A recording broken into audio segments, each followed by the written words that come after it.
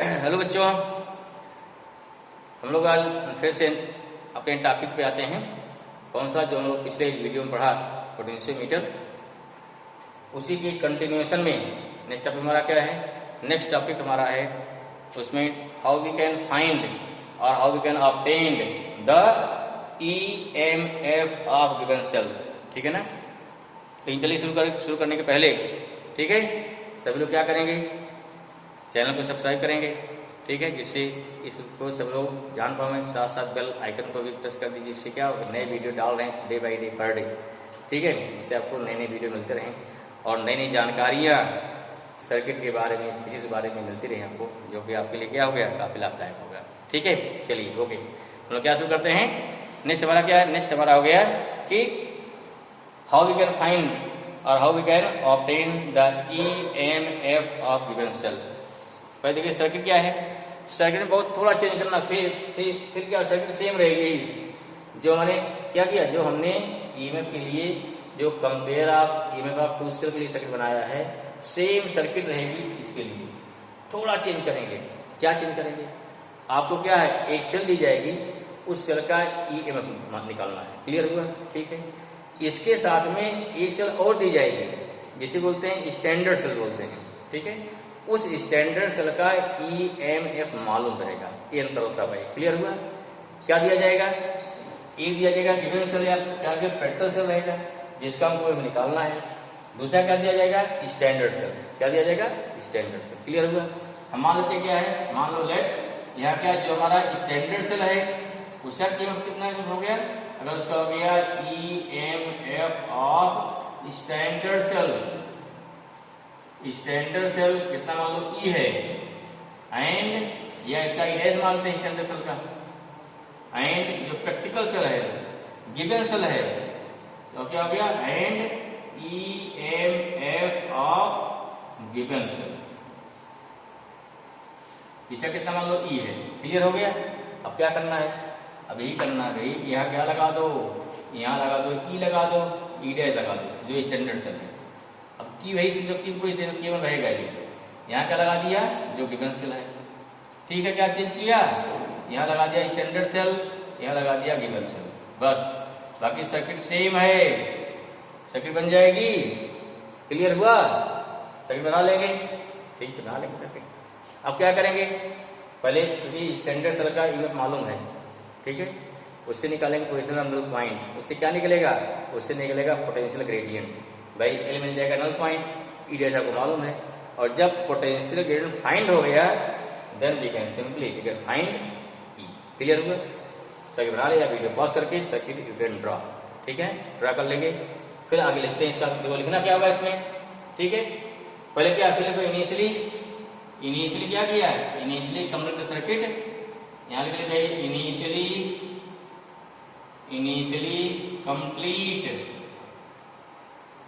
Complete the circuit as shown figure. पहले आप लिखिए इसके, फिर टाइम देते ही बनाने फिगर बनाइएगा। एज शोन फिगर, एंड मान लिया भाई लिख दिया, and let EMF of standard cell E dash, note करिए फट से, and EMF of standard cell कितना हो गया? E dash, and EMF of given cell E। जल्दी क्या है, क्या फाइंड करना है हमको? E फाइंड करना है। क्या फाइंड करना है? ठीक है, नाउ पहले क्या निकालो, पहले लगा दो E डैश को। नाउ क्या करें भाई, लिखो फटाफट। नाउ क्या किया? प्लेस्ड की K1 in on position and K2 क्या हो गया?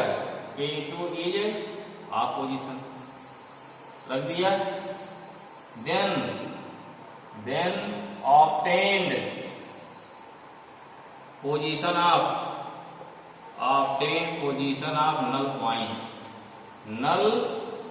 निकालना भाई, मिले पोजीशन क्या होगा? नल पॉइंट फाइंड करना है। क्लियर हुआ? Let this position obtained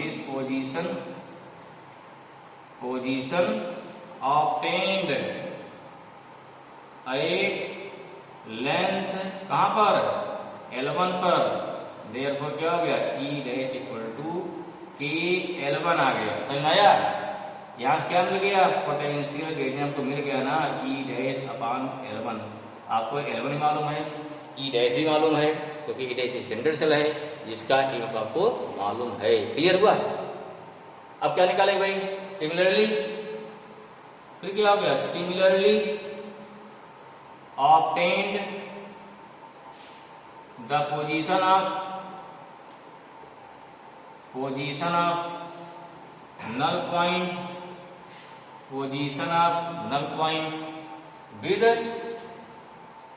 with कौन cell, second with given cell. अब देखो यहाँ लिख दिया हमने सिमिलरली, इसका मतलब क्या हुआ कि आप क्या करेंगे, K2 को ऑन करेंगे, K1 को ऑफ करेंगे। क्या करेंगे, K2 को ऑन करेंगे और K1 को ऑफ करेंगे। समझ में आया? क्लियर हुआ? देयरफॉर क्या मिलेगा, देयरफॉर मिलेगा आपको E इक्वल टू मिल गया K L2 मिलेगा। नंबर 2 हो गया। अब क्या होगा, पुटिंग द वैल्यू ऑफ ना, ये रखो यहाँ ना, यानी कि therefore putting the value of K from equation 1 to, इसमें क्या हो गया, या इक्वेशन फर्स्ट लेंगे, इन इक्वेशन क्या हो गया, इन इक्वेशन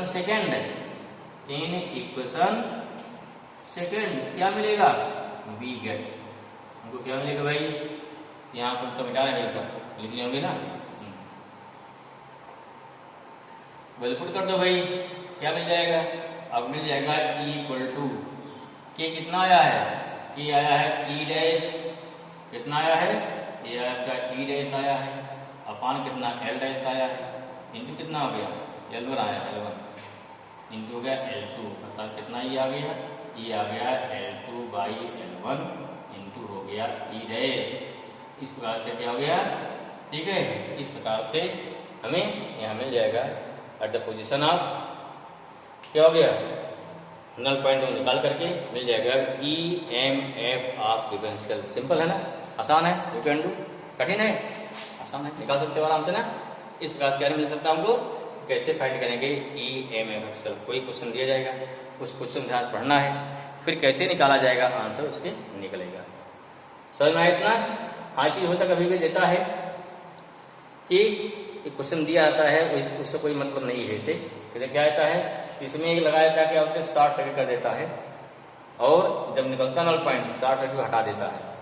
उसका मतलब यही हो गया, जैसे क्या कर दिया, अगर यहाँ डाल दिया, कोई डाल दिया, शॉर्ट कर दिया गया इसको, अर्थात क्या, उस समय हमारा सेल काम न करे। लेकिन आपको ज़्यादा करने की जरूरत नहीं है, ये कहीं दिया तो उसका कोई मतलब नहीं था, तो क्वेश्चन लगाएंगे, कहीं दिया तो वहाँ से समझाएंगे, समझ में आ जाएगा। वो आपको ये जितना बताया, इतना अगर ध्यान में है, कोई भी सवाल आपका रॉन्ग नहीं होगा, ये गारंटी है। ठीक है, चलो एक सवाल देखते हैं, एक सवाल ट्राई करके लगाने का। सवाल बोलें, नोट करिए फिर भाई, ठीक है, इसको मिटा रहे हैं, ठीक है, सवाल नोट करिए फट से, तो देखिए कैसे क्या है। चलिए एक न्यूमेरिकल देखते हैं भाई, लगाइए न्यूमेरिकल क्या होता है। चलिए क्या हो गया, न्यूमेरिकल नंबर 1 हो गया, क्या ले रहे हैं, इन क्या हो गया, पोटेंशियोमीटर क्या हो गया, इन पोटेंशियोमीटर एक्सपेरिमेंट ले। देखो ये सवाल हमारा है, सवाल क्या हमारा हो गया कि इन potentiometer experiment 2 cells having EMF E1 and E2 are connected simultaneously or you can say together in series combination. Then क्या हो गया, then null point obtained at 400 centimeter, कहाँ पर, on the potentiometer wire, इतना अंडरस्टूड है।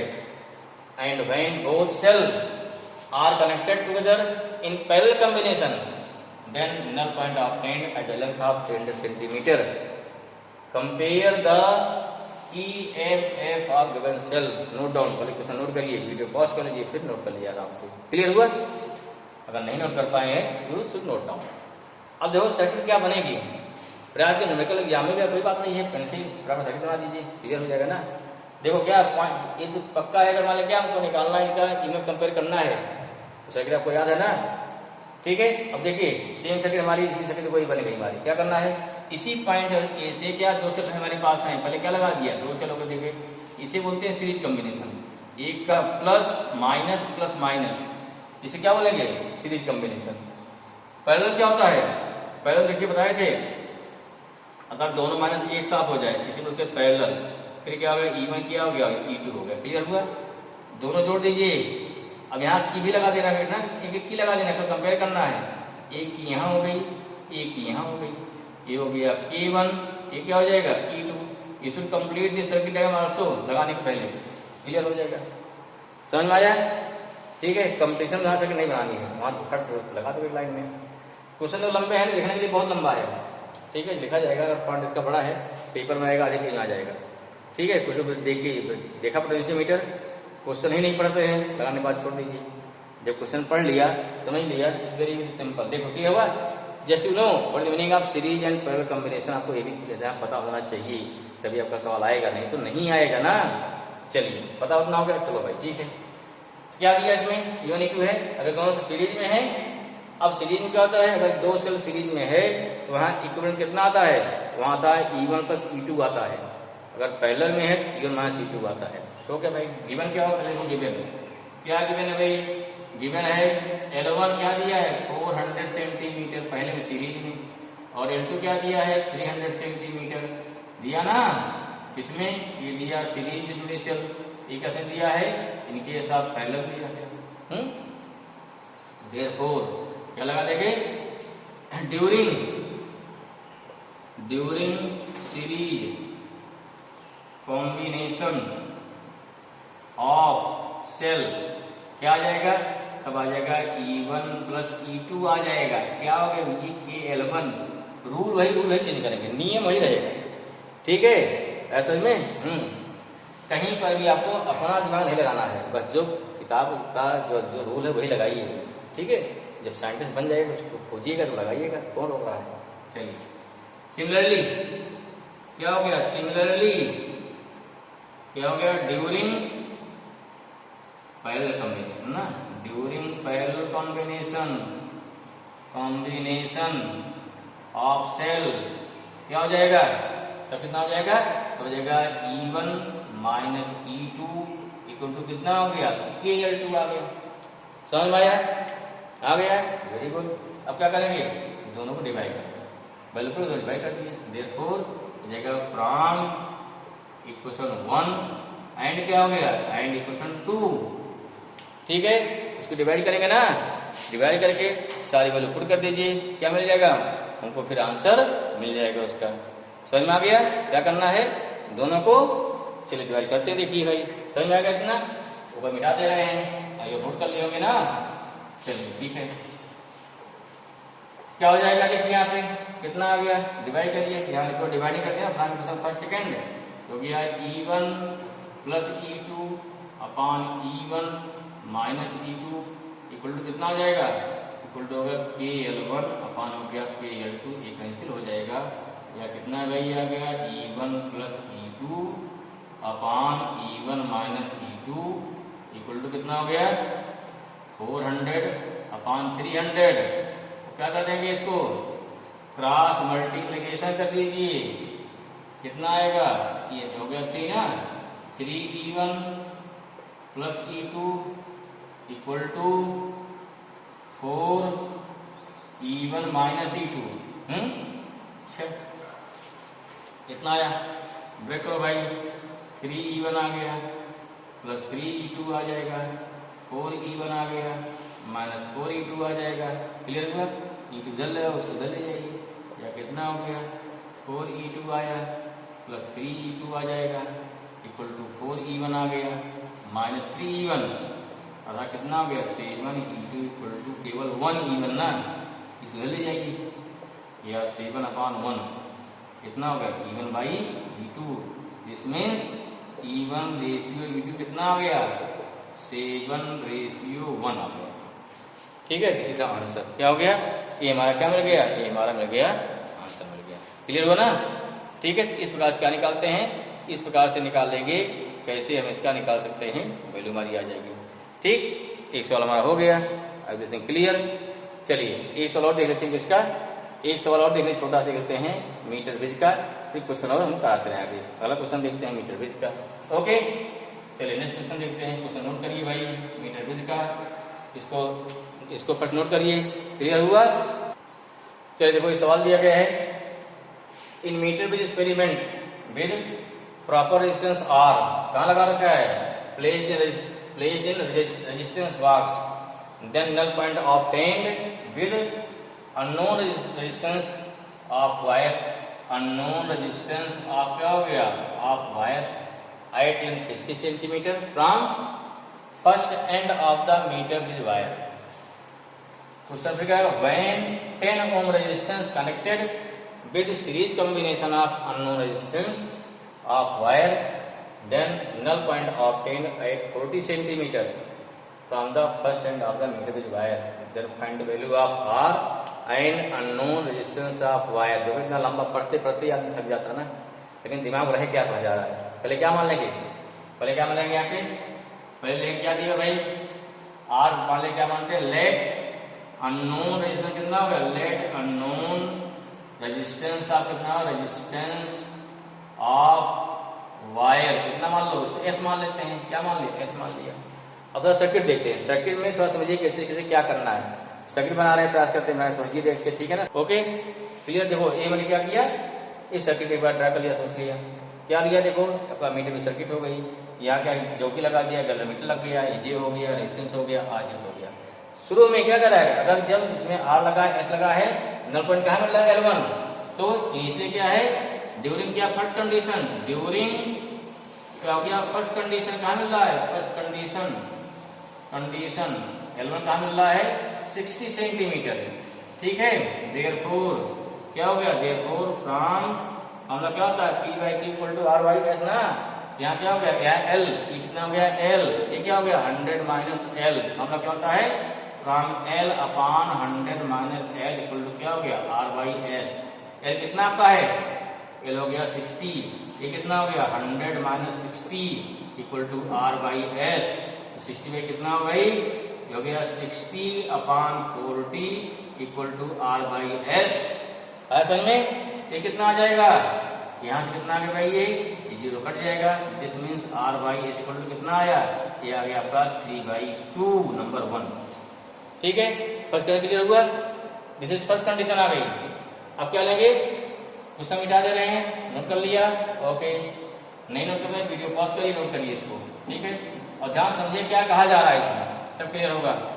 अब क्या आ रहा है, ड्यूरिंग सेकंड कंडीशन, क्या लेंगे, ड्यूरिंग सेकंड कंडीशन क्या इसमें करा है, यस के सीरीज में क्या जोड़ दे रहे हैं, यस के सीरीज जोड़ने हैं 10 ओम का रेजिस्टेंस, अर्थात मान ली वहां एस डैश आ जाएगा। अब क्या आ जाएगा, लेंथ हमारी चेंज हो गई ना, तब क्या हो गया, मान ली एल डैश अपॉन कितना है, ड्यूरेशन संख्या क्या हो गया, एल डैश कितना हो गया 40 सेंटीमीटर आ रहा है ना उसमें, यहाँ इसको एल मानो ना एल मानो, बल्कि इसमें एल डैश कितना 40 आ रहा है, L dash 100 minus L dash, यहाँ आर वही है, यहाँ पी एस डैश आ गया। ठीक है, वैल्यू करो 40 upon 100 minus 40 equal to R by, यहाँ हो गया S प्लस 10। क्लियर होगा भाई, समझ में आया, ओके। अब साथ बोलो भाई बहुत तेज से, कितना आ जाएगा, ये हो गया 40 अपॉन हो गया 60 equal to R by S plus 10, कितना आ गया, ये 4/6 आएगा ना, equal to R by S plus 10, यह कितना आया, ये 3/3 आ गया ना, 2/3 R बाई S बाई 10 आ गया। इक्वेशन क्या 2 हो गया, इसको पलट दो, थोड़ा आसान हो जाएगा इससे, S प्लस 10 पलटिए क्या हो जाएगा, दिस हो गया 3/2 इक्वल टू कितना हुआ, ये हो गया कितना S by S plus 10 by कितना R आ जाएगा। क्लियर हुआ, समझ में आया कितना, चलो आगे देखो, ये कितना हुआ 3/2 प्लस सॉरी इक्वल टू हो गया S बाई R प्लस क्या हो गया 10/R आ जाएगा, समझ में आ रहा है कितना 10/R आ जाएगा। अब यहाँ देखो वैल्यू कर दो ना, कितना है R बाई एस कितना है, इक्वेशन 3 हो गया, यहाँ R बाई एस कितना 3/2 है ना, यहाँ एस बाई का उल्टा नहीं हो जाएगा, कैलकुलेट कर दो, समझ आ रहा है। चलिए लिखते हैं यहाँ पे क्या दिया, देखो फ्रॉम इक्वेशन फर्स्ट, यानी जो फ्रॉम इक्वेशन फर्स्ट एंड क्या हो गया, या आपको नहीं करना है तो डिवाइड कर तो भी आ जाएगा, दोनों डिवाइड कर तो भी आ जाएगा, कोई दिक्कत नहीं, जैसे करिएगा। ठीक है, चलो ही कर लेते हैं। इक्वेशन क्या हो गया, इक्वेशन 2 नहीं इक्वेशन 3 कितना भाई है, देखो यहाँ 3/2 है, चलो बढ़िया है, इक्वल टू यहाँ s/r है, कितना आ जाएगा, ये 2/3 आ जाएगा, प्लस कितना आ गया 10/r आ जाएगा, इसको इधर ले आइए, दिस शोज 10/r कितना आया 10/r इक्वल टू 3/2 माइनस 2/3 लीजिए एलसीएम 6 आएगा, 9 माइनस क्या हो गया 4, ये 10/r आ गया। ठीक है ना, इक्वल टू क्या 10/r इक्वल टू कितना भाई 5/6 आया ना।